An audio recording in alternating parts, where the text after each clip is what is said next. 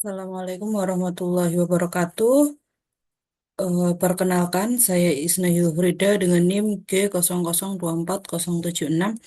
Di sini saya akan mempresentasikan laporan anatomi yang telah saya susun. Oke, yang pertama adalah eh, penjelasan bagaimana mekanisme ereksi dan juga ejakulasi. Oke.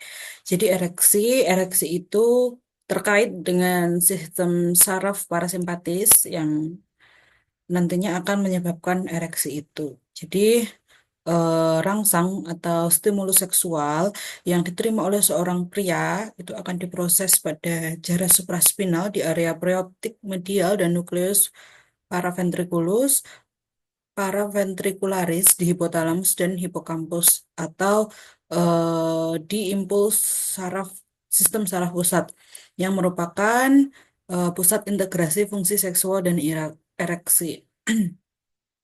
Nah, kemudian impuls dari sistem saraf pusat atau dari hipotalamus dan hipokampus ini nantinya akan dibawa ke efektor melalui serabut parasimpatis segmen sakral 2 sampai 4 atau NIL CLMS sakral 2 sampai sakral 4. Nah, sedangkan inhibisi ereksi itu dibawa oleh serabut saraf yang simpatis, yaitu pada segmen lumbal 1 sampai dengan 3 atau NIL CLMS lumbal 1 sampai dengan lumbal 3. Jadi untuk yang parasimpatis itu oleh eh, serabut parasimpatis segmen sakral 2 sampai 4, sedangkan yang simpatis itu oleh serabut saraf simpatis segmen lumbal 1 sampai 3. Oke, nah selanjutnya apa sih reseptor yang berperan dalam eh, ereksi itu? Jadi reseptor yang berperan ini ada dua. Yang pertama ada reseptor aferen, yaitu nervus dorsalis penis yang dia berfungsi untuk sensibilitas yang nantinya dia akan menuju ke sentrum. Nah, ini dipersarafi oleh sistem saraf parasimpatis atau NIL CLMS segmen sakralis 2 sampai 4. Nah, kemudian reseptor saraf yang satunya adalah saraf eferen oleh nervi erigantes yang merupakan serabut parasimpatis sehingga memberi efek yang berupa relaksasi. Jadi yang parasimpatis dia merelaksasikan. Jadi nanti oleh saraf eferen ini terjadilah relaksasi otot polos yaitu corpus cavernosus penis, kemudian terjadi dilatasi arteri helicinae dalam corpus cavernosum sehingga darah untuk mengisi cavernae sehingga tunika albuginia ini teregang sehingga vena-vena yang menembus tunika terjepit. Jadi sistematikanya ini di corpus cavernosum penis itu ada ruang-ruang kosong yang bernama cavernae. Nah, saat penis itu tidak ereksi, cavernae ini kosong. Nah, sebaliknya ketika penis itu ereksi atau tegak, itu cavernae ini akan berisi darah sehingga tunika albuginia ini teregang sehingga aliran darah itu keluar dari jaringan sehingga aliran darah itu dari jaringan erektil itu dihambat sehingga tekanan internal meningkat dan tetap dipertahankan dalam keadaan demikian. Nah, dengan demikian panjang dan diameter penis itu bertambah besar dan disebut berada dalam posisi ereksi atau tegang. Nah, selanjutnya untuk mekanisme ejakulasi. Nah, berbeda dengan ereksi, untuk ejakulasi sendiri ini dia dibagi menjadi dua proses. Yang pertama ada emisi dan yang kedua adalah ejakulasinya sendiri.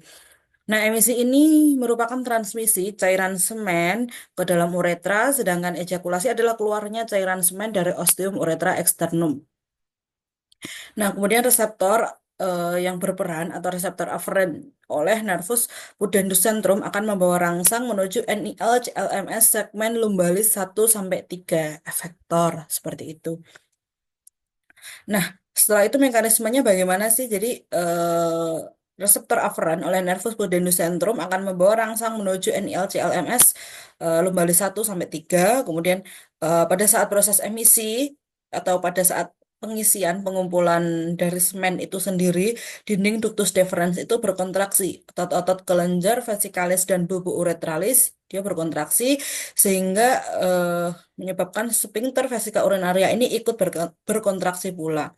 Nah, proses ejakulasi ini menyebabkan kontraksi dari arteri heli sini sehingga bisa mengalirkan darah ke venula dan ditambah kontraksi musculus bulbus sponghiosus dan musculus ischiocavernosus sehingga dorongan mekanis untuk mengeluarkan semen dari uretra. Jadi semen yang tadinya itu disimpan itu oleh proses ejakulasi ini nantinya akan dikeluarkan. Nah, kemudian oke, jadi emisi ini dimulai dengan kontraksi vas deferens dan ampula, kemudian kelenjar prostat, vesicula seminalis, serta kelenjar bulbo-uretra yang nantinya akan membentuk cairan semen. Nah, kemudian dengan menumpuknya cairan semen ini terjadi pengiriman sinyal sensoris yang nantinya merangsang kontraksi jaringan erektil penis. Jadi ketika cairan semen ini sudah menumpuk akan dikirimkan sinyal ke sistem saraf pusat sehingga sebagai rangsang baliknya atau sebagai efek baliknya itu terjadi peningkatan tekanan yang nantinya akan mengeluarkan cairan semen ke ostium uretra externum atau pengeluaran terakhir lah seperti itu. Nah, setelah ejakulasi, gairah laki-laki itu nanti akan menghilang sepenuhnya, ereksi menghilang. Nah, proses ini itu disebut dengan resolusi. Nah, ini bisa teman-teman lihat ini adalah mekanisme dari ejakulasi itu sendiri. Nah, kemudian saya akan melanjutkan ke organ feminina eksterna. Jadi ini adalah gambar dari organ feminina eksterna.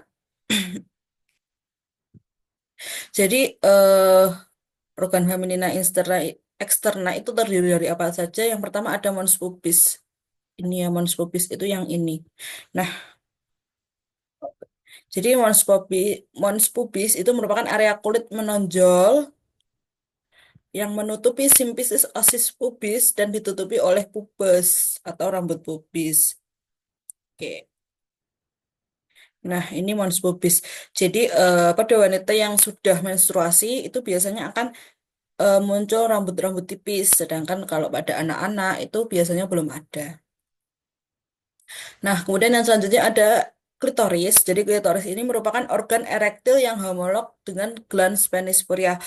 Dan klitoris, ini glans klitoris yang ini, glans klitoris ini sangat sensitif oleh rangsang. Jadi, untuk kopulasi itu biasanya yang dirangsang adalah glans klitoridis seperti itu. Nah, yang selanjutnya ada labia mayora. Jadi labia mayora ini merupakan pelipatan kulit yang menonjol yang membentang ke arah caudodorsal dari mons pubis. Oke, ya. Jadi lipatan kulit yang menonjol ya, mons pubis ini adalah labium mayor. Ini. Atau biasa disebut juga labium maius pudendi. Nah, labia mayor ini ada dua, ada dextra dan juga sinistra. Kemudian labia mayor ini dia homolog dengan skrotum kalau di pria seperti itu. Nah, arah anterior dan posterior, di arah anterior dan posterior, eh, labiora labia mayora ini akan saling bertemu dan membentuk komensura labiorum anterior et posterior. Jadi labia mayor ini yang dextra, kemudian yang sinistra, itu dia akan bertemu di sini. Ini yang di anterior membentuk commissura labiorum anterior dan di posterior ini akan membentuk commissura labiorum posterior yang ini. Nah, selanjutnya ada vestibulum. Jadi vestibulum ini adalah ruang yang dikelilingi labium minus yang menjadi muara ostium uretra, ostium vaginal dan ductus glandula vestibularis mayor serta minor. Oke, vestibulum vagina itu yang ini, vestibulum vagina. Oke, jadi vestibulum vagina ini tadi dia akan menjadi muara dari ostium uretra. Ostium uretra yang mana? Ostium uretra ini ostium, kemudian lubang ini nantinya akan bermuara di sini di vestibulum vagini kayak gitu. Nah, next ini kalau tadi labia mayora, ini ada labia minora. Jadi labia minora atau labium minor atau labium minus pudendi ini adalah pelipatan yang tidak mengandung lemak dan kulit yang tidak berambut. Dia terletak di antara kedua labia mayora. Jadi kalau kita lihat yang luar, yang lebih gede, yang luar yang lebih besar ini adalah labia majus atau labia mayor. Sedangkan yang ini yang lebih dalam atau yang lebih kecil, dia merupakan labium minus pudendi. Nah, labia minora itu membatasi bagian lateral, lateral dari aue dan orificium vaginae. Jadi pada wanita yang sudah pubertas, yang sudah mengalami eh, menstruasi, akhiran posterior dari labia minora dextra serta sinistra itu akan berhubungan membentuk frenulum labiorum pudendi atau faucet ke arah anterior setiap labia minora. Oke, Oke, kita lihat dulu frenulum itu yang mana. Jadi ini adalah frenulum yang di bagian bawah. Frenulum ini di bagian bawah, dia di atas commissura labiorum posterior. Oke, jadi ke arah anterior setiap labia minora ini terbagi menjadi dua, lapisan atas dan juga lapisan bawah. Nah, yang lapisan atas dia berjalan di atas klitoris, membentuk pelipatan yang saling bertemu membentuk tutup dari glans klitoridis disebut preputium klitoridis. Oke, jadi preputium klitoridis itu yang mana? Nah, preputium klitoridis itu yang ini, yang atas ini. Set. Nah,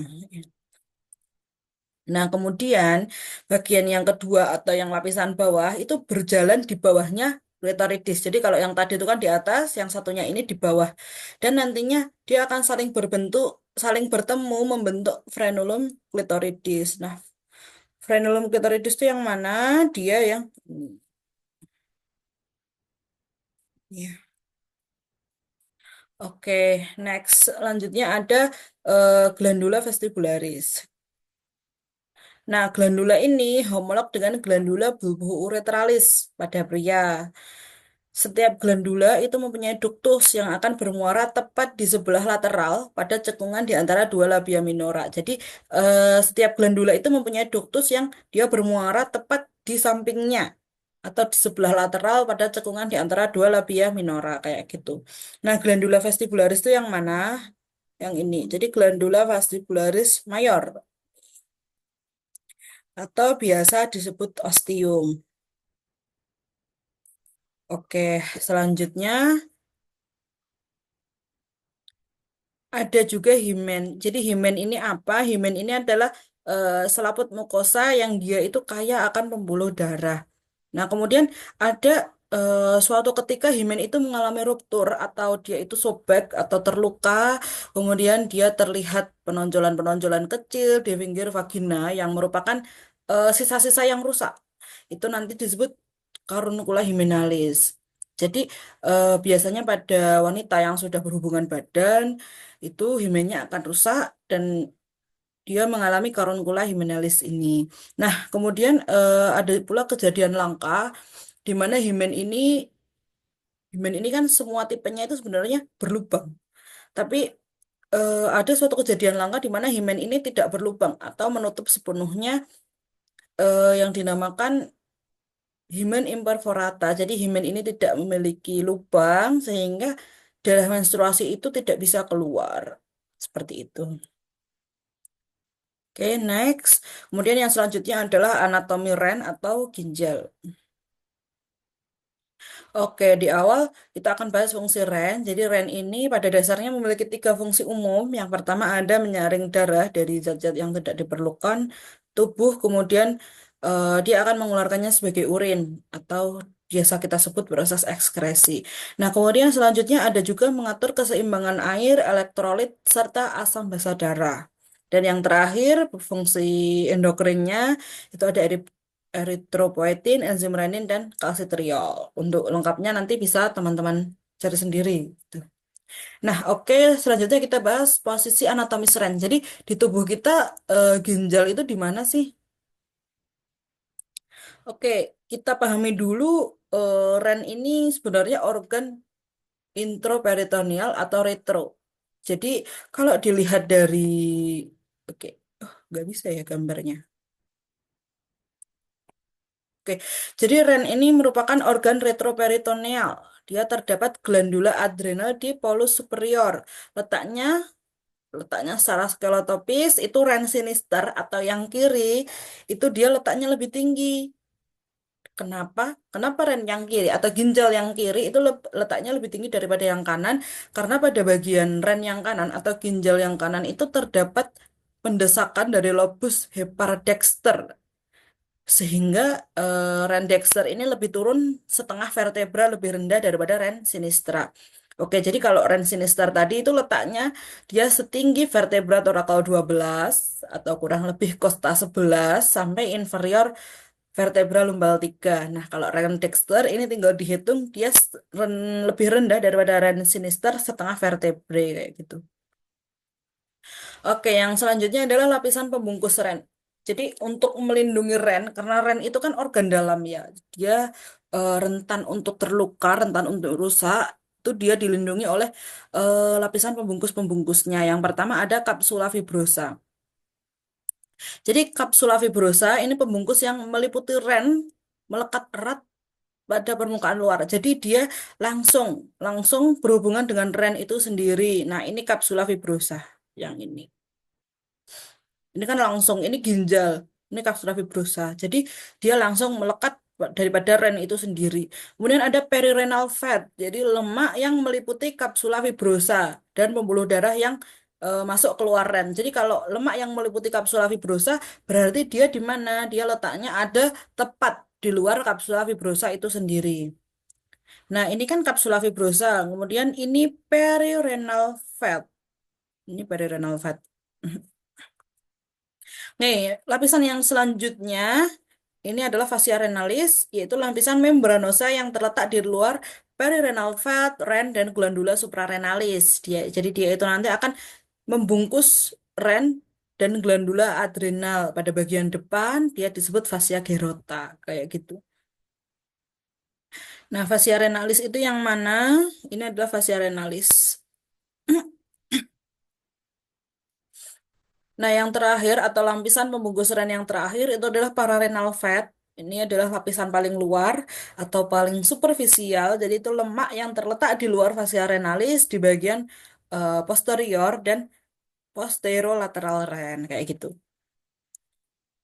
Nah, ini adalah pararenal fat. Ini kan lemak.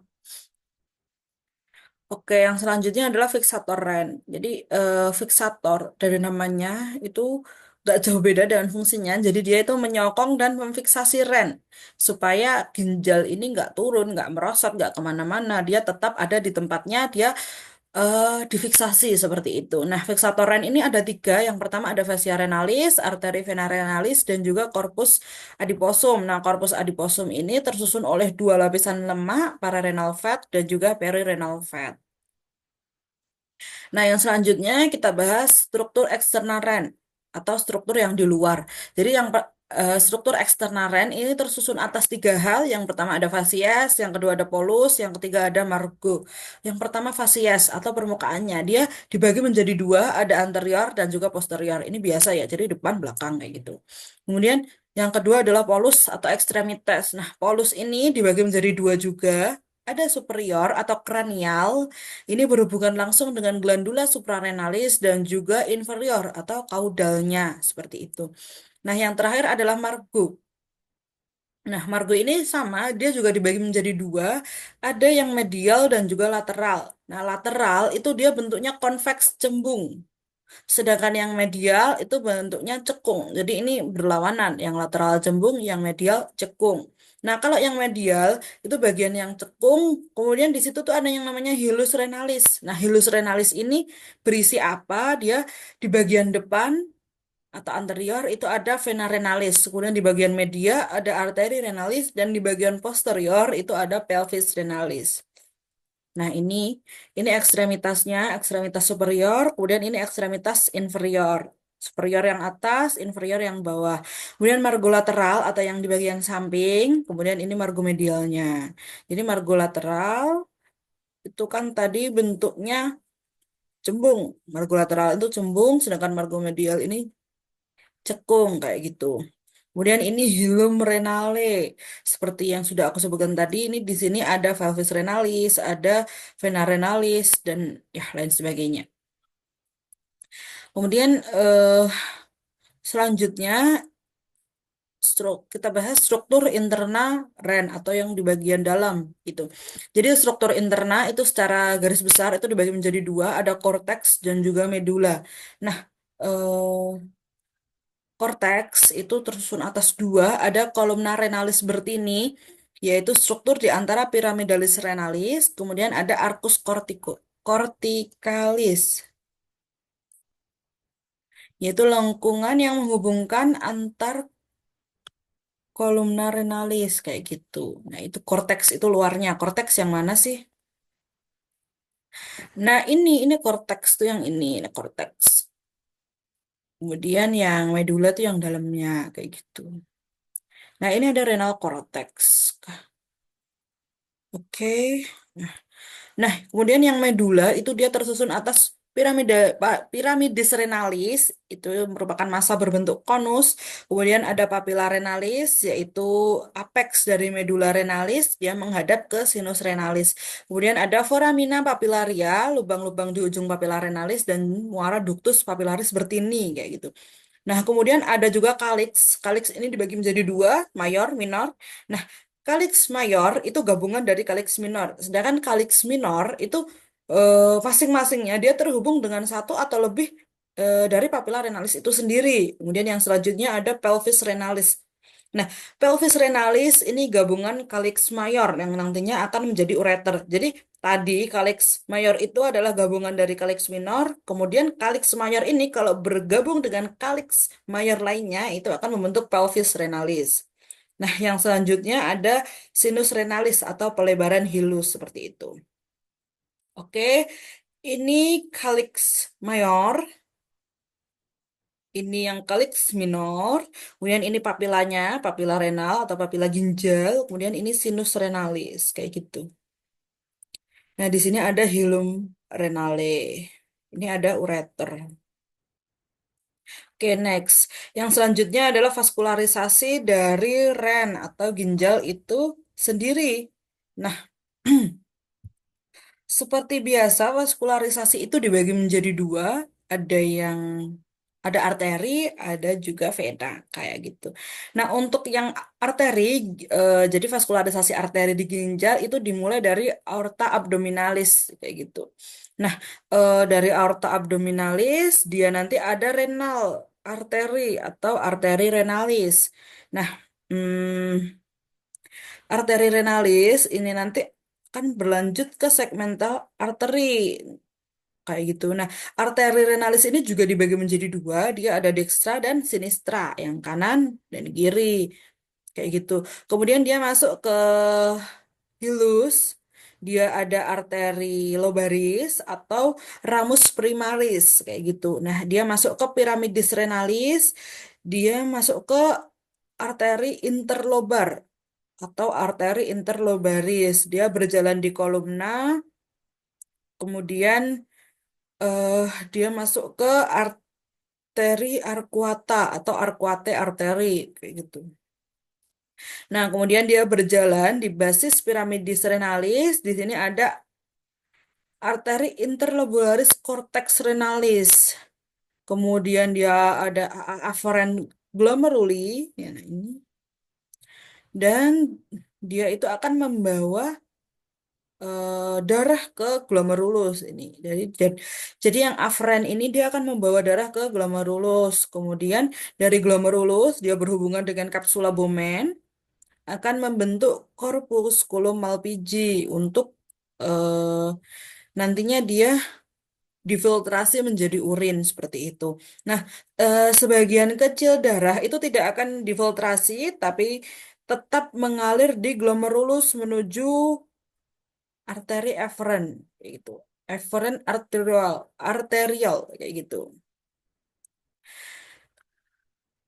Nah, kemudian dia berfungsi untuk reabsorpsi di tubulus ginjal kayak gitu. Nah, kalau venanya itu kita baca dari sini. Jadi ini ada vasa recta, kemudian ada lobular vein, kemudian ada arcuate vein, kemudian interlobular vein, kemudian renal vein, dan terakhir ada di vena cava inferior kayak gitu. Kenapa kita baca dari belakang? Karena kalau vena ini kan mengalirnya tidak dari jantung kayak gitu.